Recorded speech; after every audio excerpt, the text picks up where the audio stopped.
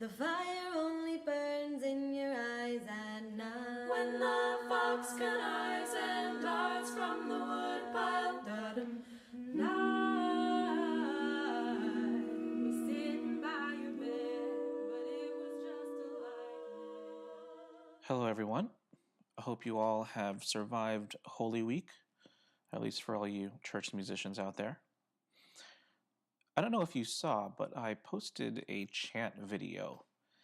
It was my first vlog attempt, if that's what you call it. And it was pretty fun.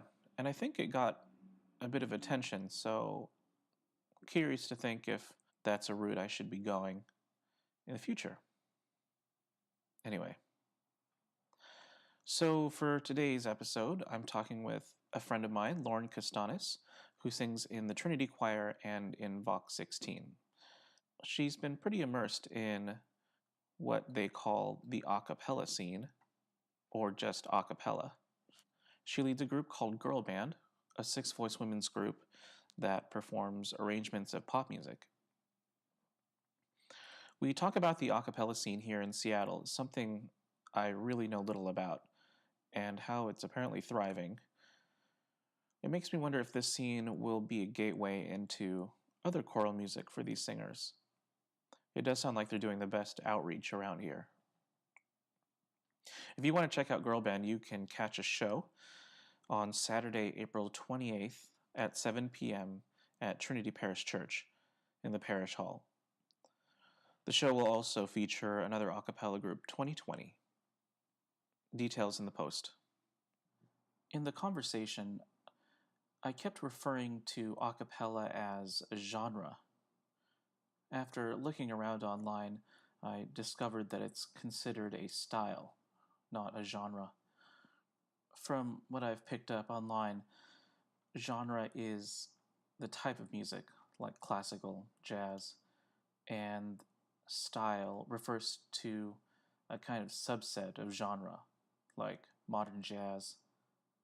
I think a cappella does fall in the style category. So try not to be distracted by my mislabeling of a cappella. Okay, I bring you Lauren Kastanas. Speak a language buzzing all around my ears. Da-dum, da-dum, but hide your face, waiting for the days to disappear. Da-dum, da-dum, a nocturnal chorus pulling us around the last unknown. Today I've got Lauren Kastanas on the show. Lauren, thanks for coming on the podcast. Thanks for having me. Lauren, we're going to talk about a cappella today. But first, why don't you say a little bit about your background and how you came to get into Girl Band and the a cappella scene? Okay. Well, when I was younger, I was into musical theater, and we have a term called musical theater nerd, which you may not know, choir nerd.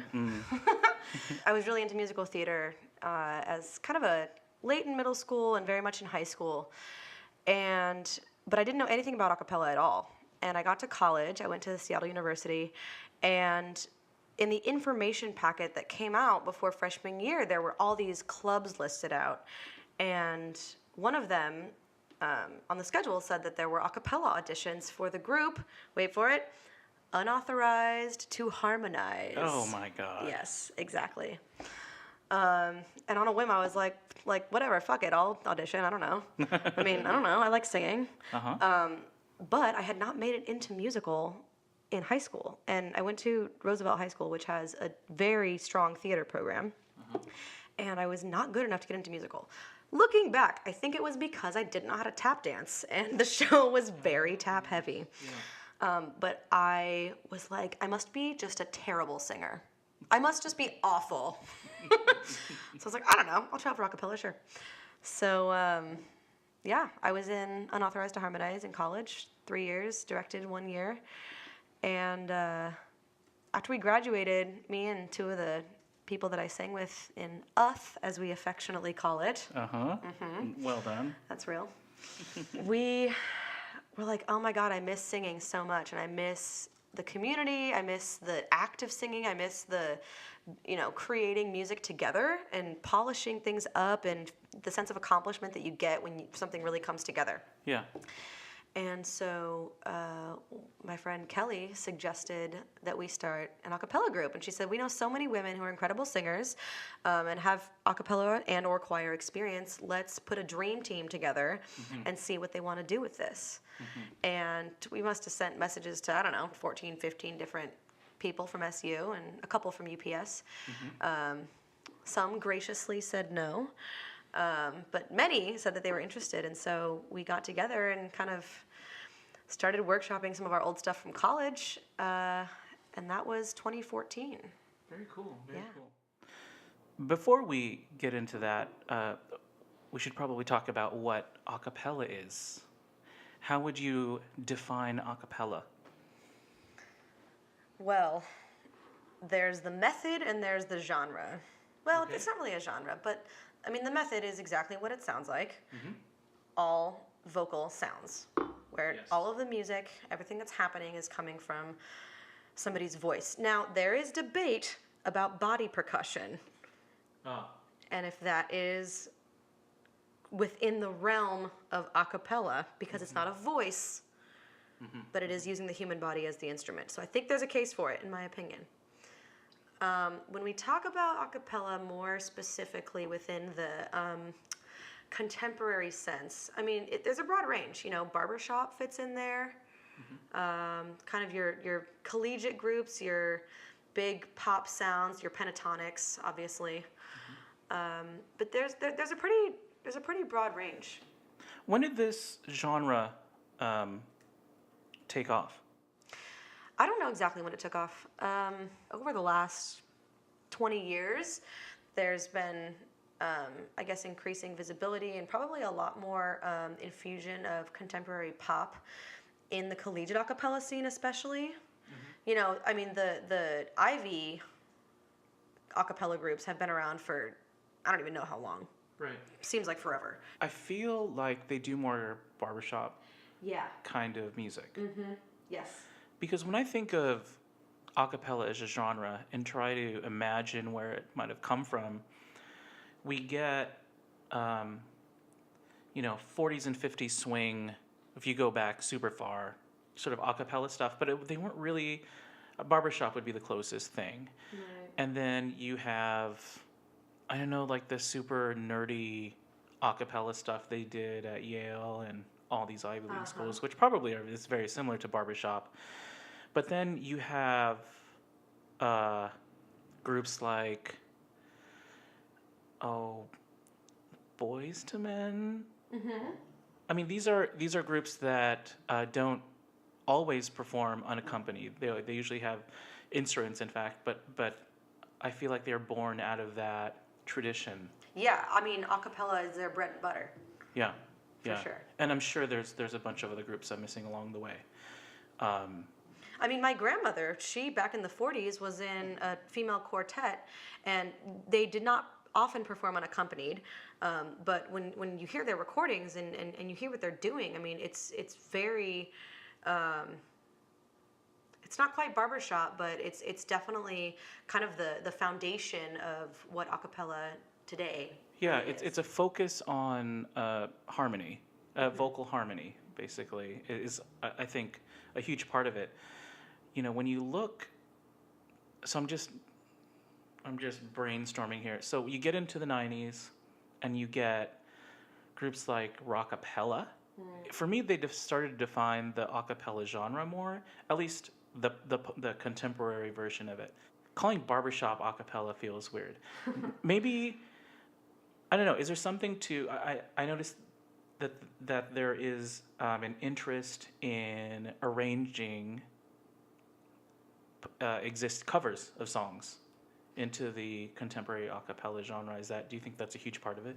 I do. I think that's really an entry point for a lot of people. I think it's a cappella is very accessible, but I also think that there's a lot of room and range for musicianship and for artistic expression, because you do have even a cappella groups that are really coming from mostly covers, where that's how they started and that's how they grew, more and more groups nowadays are moving into original music that is written for a cappella, as opposed to a song that is then arranged for a cappella. Yeah.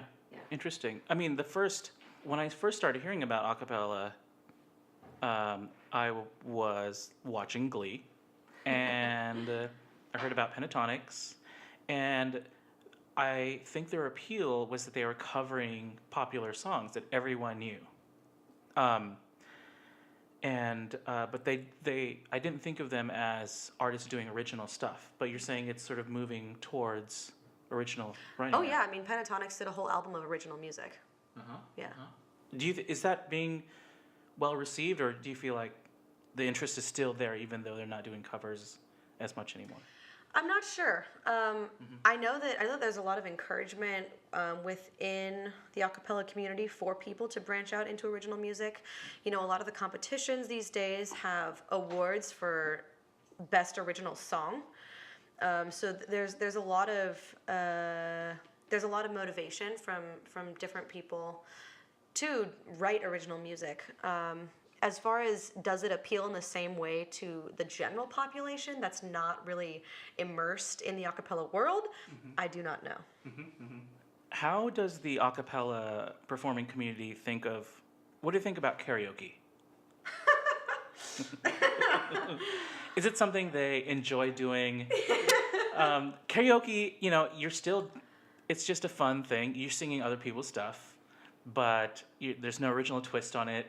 I just wonder, do they look down on karaoke, or do they they're kind of whatever? I don't know anybody who looks down on karaoke. Myself included. I have a blast at karaoke. I think if anything, I get stressed out at karaoke that I'm going to look like the asshole for trying to sing well, because karaoke's fun, karaoke's like an opportunity to let down your hair and let loose, and and so if anything, I get nervous during karaoke because I'm like, oh, I don't want to be like that person, Yeah, I know exactly what you mean. I grew up in a group that did karaoke and took it very seriously. But when you're out there doing karaoke, people are drinking. You don't want to be the dick that goes up there and is trying. Okay, well that's good to know. Yeah, I think that. Yeah, I mean, everybody that I know loves karaoke. Yeah. Recently, you've started, and this is how I know you more, is you're singing in Trinity and in Vox 16. How has singing other music, or has that enlightened anything about singing in that transition? Yeah, it has, and I expected that it would, which is why I reached out to you in the first place. Yeah. I still remember it was let's see, it must have been 2015, and I was at a point where I felt like I was plateauing with my skill set, and that I didn't have as much to offer this group that I'm leading, namely girl band. And I said to myself, if I want to stay at the forefront, if I want to make sure that our group continues to grow, I have to be able to give something, I have to have something to offer. And I think I need to improve my technical singing. I think I need to improve my sight reading. I think I need to improve my understanding of more classical theory, because, pop really draws on the entire history of music. And when you understand the foundations of something, it's a lot. When you know the rules, you can better break the rules. Yeah. Yeah. So that's really what I was looking for when I approached you about joining Trinity.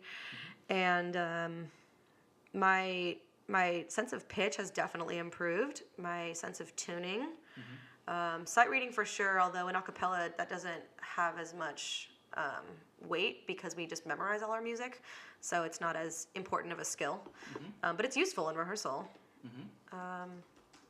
I think this is interesting, but my ability to distinguish the different pitches that are being sung simultaneously has improved. And I remember back in the day in college, when I was saddled with providing music direction for a 15-person group, and we'd sing a chord, and I would be like, something is not right. but my ear can't pick out what it is. Right. And I'm much better at that now. Yeah. Yeah. How is it vocally different, if it is?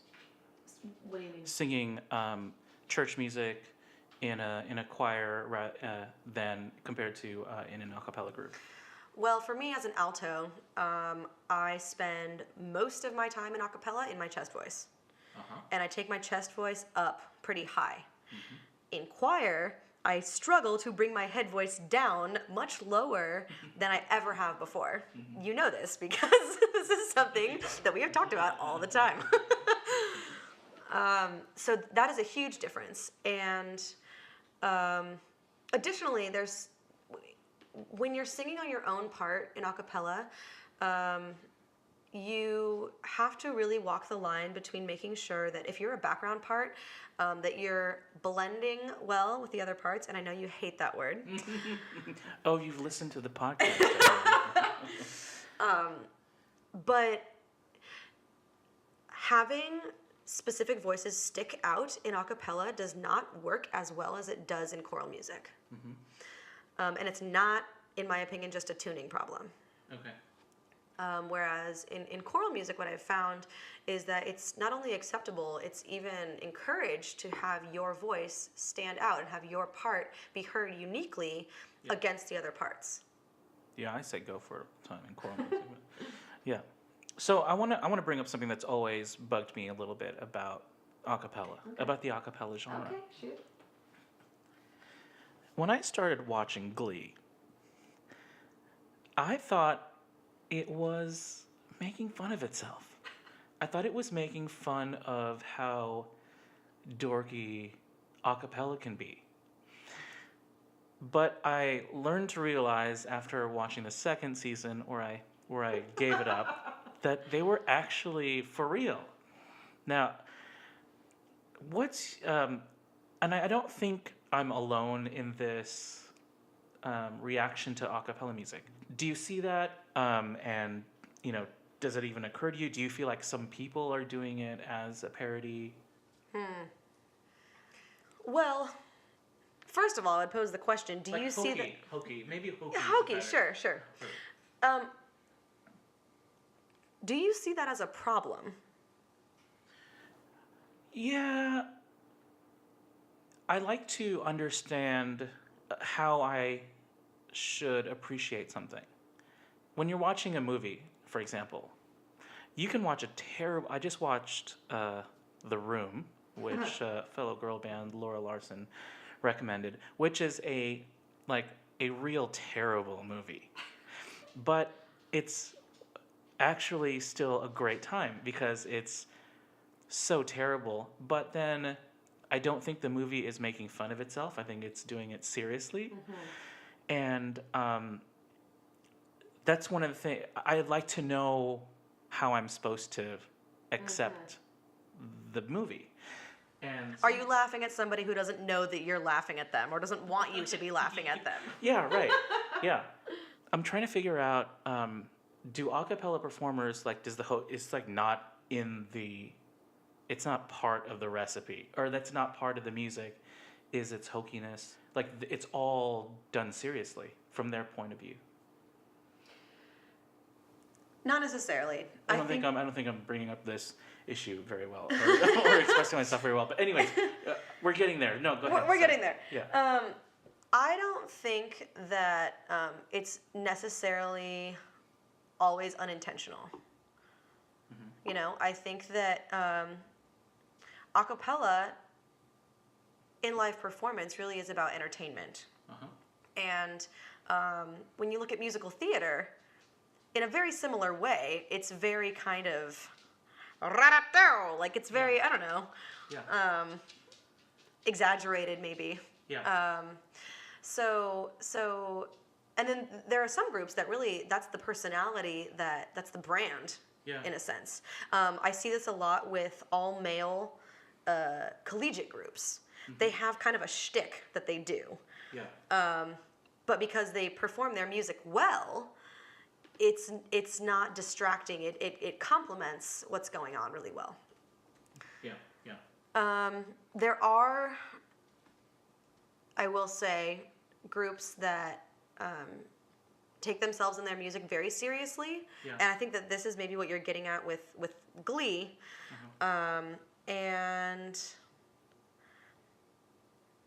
I don't know. I don't really have a problem with it. I mean, I've seen a group recently who performed, and it was so hokey, almost like they were making fun of a cappella in a way, or they were just super cheesy, I guess maybe is a better word. And it made me wonder if they were actually genuinely cheesy, or if they were trying to bring cheese to the performance because they were, making like a sub-statement or something about the genre. Maybe I'm looking like way too deep into this. Maybe that's because I take everything way too seriously. So. But it sounds like by and large people are doing this as a serious thing, and they're not trying to make fun of themselves or. I don't know. When you see cheesiness, I think that's often intentional. I think that people are making a choice there about how they're going to present their group's style and their group's persona, I suppose. Yeah. Cool. I mean, that might be just part of the package. Yeah. So I think girl band generally doesn't take that approach. Yes, I just want to make clear that I'm not talking about girl band. But if it's not a problem, why does it matter? But I will say there have been a couple of instances where we added some light staging, if you will, for a purpose. And so one of those times was at the Pacific Northwest Harmony Sweepstakes. Yeah. So we put together some light staging, some blocking, some crossing down stage for emphasis. It actually was very well received in a couple of our pieces. One of our pieces won Best Arrangement. Yes, that was your arrangement. That's correct. Yeah. And I don't want to give too much credit to the staging. I think that the moment where we all crossed down stage right before the peak of the piece, I think that really made an impact. Yeah. Okay. And then another time where we actively, intentionally were hokey was when we were doing a surprise song for one of our members who was leaving. Her name is Caroline, and it was her last show. It would have been November of 2016. And I secretly arranged just a snippet of Sweet Caroline. And after rehearsal, we would all pretend like we were leaving, and Caroline would go, and we'd all like hurry back into the rehearsal room and take another like 30 minutes to put this piece together. And we added some very hokey, intentionally hokey choreography, some like arm, spans, and some pointing, and some like shimmying with the shoulders. It was all very intentionally hokey. What I wouldn't want to turn toward, and this is kind of a different thought on this topic that we haven't really hit on yet. Yeah. What I wouldn't want to do is add hokiness to excuse poor musicianship. Yeah, for sure. I wouldn't want to make a joke out of what we're doing because our music didn't, pass the test. Right. And I don't think that people do that. I don't think that that's an intentional thing that happens, but it can kind of be like a wink, wink, nudge, nudge. Like with Sweet Caroline, for example, we were like, we know this song is ridiculous and overdone, and there is kind of an element of telling the audience that like you're in on the laughs. Well, and there is totally a thing where people use their showmanship to sort of hide some musical flaws. Who is the a cappella audience? Who are these fans? Well, in the early days, of course, it's your best friends and your family. Yes, in most music endeavors it is. I'm sure you're intimately familiar with this phenomenon. And a lot of times it's other people who are interested in a cappella. But I don't know, I think that there's a lot of crossover with people who are interested in musical theater. I think there's a decent amount of crossover with people who are into jazz because of how nicely vocal jazz fits into the picture. And I think especially for people who are not singers but are musicians or are musically inclined, there's something so different about a cappella. And so one place that we have performed a number of times is the Capital Cider Monday night jam session, which is a great one. And the first few times we went up there, we were like, are we being total assholes right now?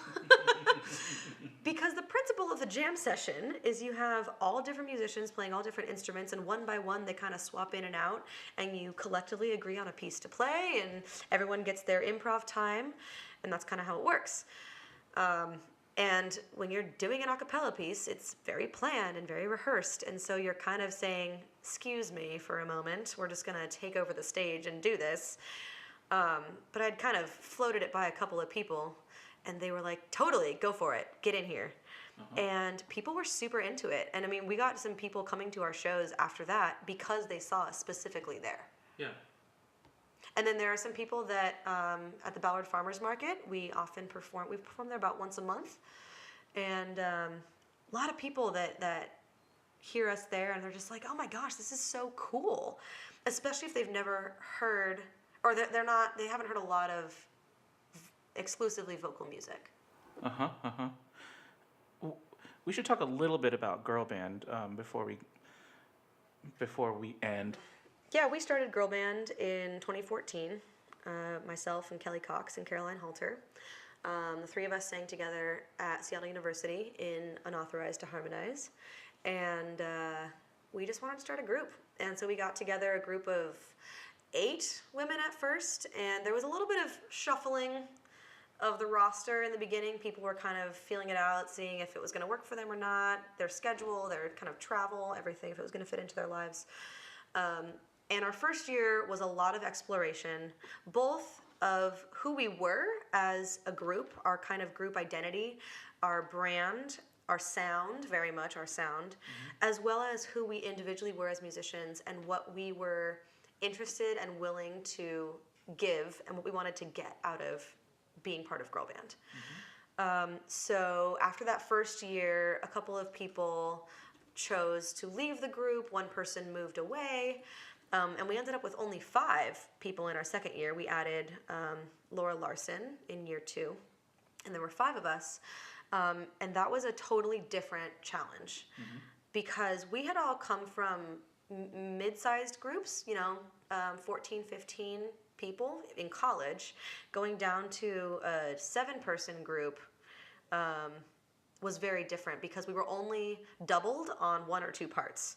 So usually in collegiate a cappella, you have at least 1, if not 2 other people on your part with you. So this was a first for some of us, singing alone on our parts and having to hold it down. And then once we were down to 5, we were very much almost exclusively on our own parts.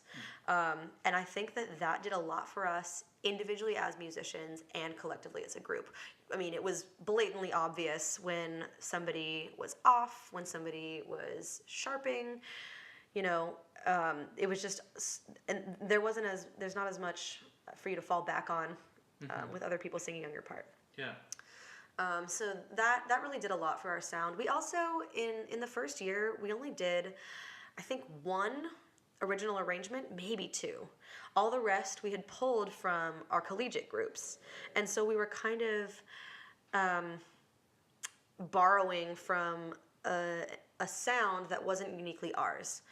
In our second year, Rachel Whitcomb really started doing arrangements specifically for our group, for girl band. Okay. And it definitely shifted how we understood our sound and how we understood our voices as they worked together. So about the arranging, do you all take a share of the load in the arranging, or is it primarily one person? There are currently, of the 6 of us, 4 of us arrange. 5. It's an all, just so we've made this clear, it's an all women's group. Correct. Yeah. Yes. So how do you learn to arrange? Is it something that you kind of learn as they're doing, or did you all take any classes or anything to help you? I never took any classes in arranging, and I don't think that anybody else did. There are a number of people in the group who studied music in college, formally, academically, which I'm sure provided a significant foundation just for how to put together an arrangement. And I will say that I did have some formal music education when I was younger. I took piano classes and familiar with key signatures and notation and scales. I mean, kind of the basic kind of building blocks that you need just to even put music on paper. Right. But the actual art of arranging, especially for a cappella, is it's a bigger animal than just notation. Yeah. And for the longest time, I had major imposter syndrome, and I was like, "Are you not familiar with imposter syndrome?" No, I like it though. You've never heard of imposter syndrome? No, I have not. Wow. Okay. Imposter syndrome. Enlighten me. Is the feeling that you don't belong where you are, that you haven't really, that you're there by a fluke, that it's a mistake, that maybe the job that you have, you're not actually qualified for, you've just been fooling people all along, and you're an imposter. I like it. Sorry. I do think it's interesting that you have not heard of this. Yeah, well, yeah. So I had major imposter syndrome around arranging, and I felt like, oh, well, I don't have, a formal music theory degree. I haven't been instructed on how to arrange. And so all through college, I wanted to arrange, and I had ideas about pieces that I wanted to do, but I never went for it. And it wasn't until my the second year in girl band, I was visiting some family in Greece, and I heard a song on the radio, Little Lies by Fleetwood Mac, and I was like, I can arrange this. I can do this. I hear what I want to put on paper. I can totally do this right now. I just grabbed a piece of paper, started blocking out what I wanted the arrangement to look like and what I wanted each of the sections to sound like. And then I just pulled out, we use Noteflight, which is an online music notation software, web-based. It's great. And I just started notating, and it just kind of poured out of me. And I asked Caroline, we were rooming together at the time, I asked her to look over it, and she was like, this is good. Yeah. This looks really good. This hangs together. It flows. And yeah, I have to say, just everyone should check out, I think Lauren is a natural arranger, and if you haven't already, you should check out her arrangement of Down to the River to Pray that has made the rounds on Facebook after you did it at Trinity with girl band, and recently Maggie Ensemble performed it, and they're taking it to Estonia. So everyone check that out. What a huge honor. With arranging covers being the sort of bread and butter of the a cappella scene, how do you deal with licensing? It depends on what format you're releasing it in. So, technically speaking, arranging covers of someone else's copyrighted material is a violation of copyright. Yeah. All a cappella groups cover. Yes. And if you're going to release it, if you're going to sell it, you have to pay for the rights. Yeah. And you can do that. I mean, I imagine it must be similar to when we record a CD of other people's music, especially composers that are not in the public domain, composers that are still alive. You have to pay. You have to go through Harry Fox or something. You pay them a percentage of how many CDs you want to sell and all that stuff. Do you have to go through the same process if you want to sell? Yeah. Absolutely. And if you're performing in a show where you're selling tickets, so for example, in the Harmony Sweepstakes competition, they pay for the rights for each group to perform the songs that they're performing. Oh, that's nice. Yes. Yeah. And definitely for releasing a CD, there used to be a site called Louder, but that closed. So now I think Sounddrop is what people are using to get licenses to record and release their covers.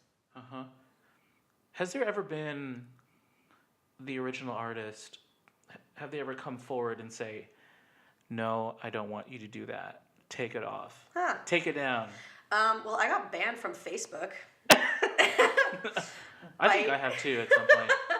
Yeah, Universal Music Group found a couple of our videos to be in violation of their copyrights, and they, after the second violation, when I didn't take everything down immediately, they banned me for 3 days, and they were like, you need to get our property off your Facebook page. Wow.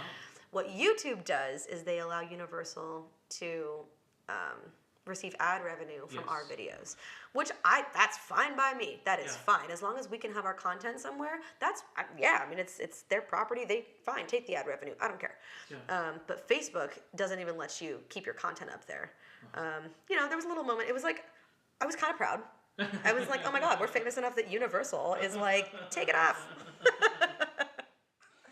How do you feel the a cappella scene is locally? Do you think it's a rich scene? You think there's a lot of groups out there? Yes, I do. It's so cool. We really came in at a beautiful time. I mean, there's so much growth right now in the a cappella scene in Seattle, in the Northwest in general. And I have to plug the Contemporary A Cappella Musicians Institute, which is a local nonprofit founded in 2015 by 4 people who are deeply involved in the a cappella scene all throughout Washington, and really have been doing a lot of work to expand the educational resources and also performance opportunities for groups around the Northwest. Mm-hmm. And what they're doing is so important. I really, as you know, in my professional life, I am a grant writer at a nonprofit, and I've written a couple grants for CAMI, that's the abbreviation, and I'm really interested in how we can, increase funding for that nonprofit, because these nonprofits exist elsewhere in the country. Mm-hmm. The Contemporary A Cappella Society of America, the Women's A Cappella Association, I think it's called, the Contemporary A Cappella League. I mean, these exist, and they're around the country, and they put on festivals, and they're very well attended, and they provide a really rich repository of resources and opportunities for people who want to perform a cappella, who want to start groups, who just want to attend. I mean, they really are crucial organizations for the scene, for the community. Mm-hmm. And I'm excited that we have one now in the Northwest that's growing. Do you think the local scene is oversaturated? Not at all. No, I mean, I think that there is still so much room for people to find their niche. There's room for more groups. There's room for more women's groups, I'll say that. Mm-hmm. And yeah, I think that there's a lot of opportunity, and the more visibility and traction that we can get just for a cappella as an art form, mm-hmm. I don't know, I think the more beautiful our world will be. The more the merrier. Absolutely. Before we go, you should tell us who your favorite a cappella groups are, and who should we pay attention to other than girl band. Well, of course, there's our local friends, C-Note, 2020 A Cappella, Cascade. We recently made friends with B-Side Book Club A Cappella in Portland. Mm-hmm. The Portland Timbre is also big in Portland. Those are some local groups. One group that is pretty new, but they're doing really cool stuff. They're called Hive. They're a women's group, and it's 5 women who are all pretty legendary in the a cappella community. And they're really doing a lot to make meaningful music and really connect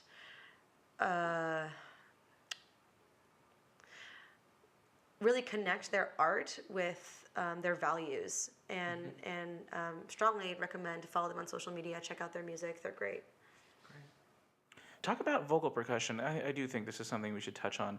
I think that is maybe the secret sauce to a cappella is the presence of a vocal percussionist. Maybe that's what most separates it from all the previous unaccompanied genres happened before. Yeah. It is a very defining feature of the contemporary a cappella scene is vocal percussion. There's an important distinction between beatboxing and vocal percussion.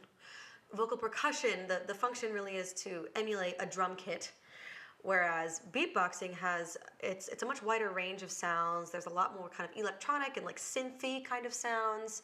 I think that it serves much more to showcase the beatboxer as a performer, whereas vocal percussion is generally used as a complement to round out the full sound of an a cappella group. Interesting. Yeah. I've always thought they were the same. I don't know. Maybe there's arguments that they are the same thing, but Yeah.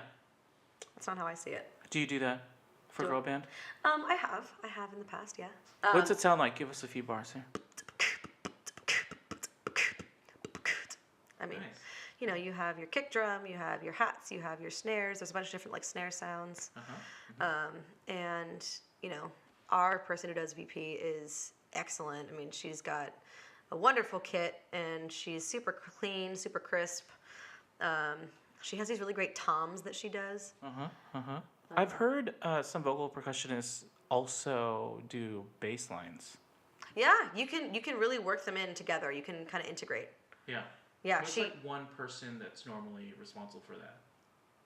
I wouldn't say so. Generally, you have a person who is your bass, and they are singing the bass line, and you have somebody else who is doing gotcha. VP. Okay. But there are opportunities for whoever's doing VP to also maybe throw in some notes, or you know, add a little, you know, a little flair. And Finica, who is she does VP on a new piece that we're doing this season, and she adds some bass at some crucial points during the piece. Nice. Yeah, and then also China Spencer has done vocal percussion for girl band, as well as Lindsay Long. Gabby Toledano has done it as well. So there are a number of us that are developing our kits, as they say. So tell us where we can follow you online, girl band, and yourself. Yeah, so you can find us on Facebook. We're at Girl Band Acapella. Please note, acapella has 2 P's and 2 L's. You can find us on Instagram, Girl Band Seattle. And we're very active on both Facebook and Instagram. We also have a YouTube channel. I need to update our YouTube channel with our most recent videos, but those will be coming soon. Great.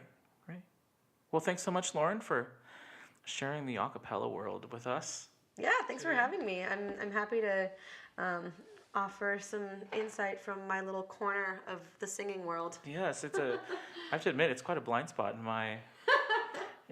for me. So that was very helpful. Well, I'm sure that when we hear your arrangement of T-Pain's "Can't Believe It," I know I've been promising this for a while now. Any day now. It should come to life. No, I'm really excited to see what you come up with, and to, I don't know, watch your process and see how it comes to life. I mean, I've heard your choral works performed by choral singers, so I'm curious to see who you're gonna pick up for. Well, just keep those expectations nice and low. Okay, will do. Okay. All right, thanks, Lauren, for being the podcast. We'll have you on again soon, hopefully. Great. Thanks, Mark David.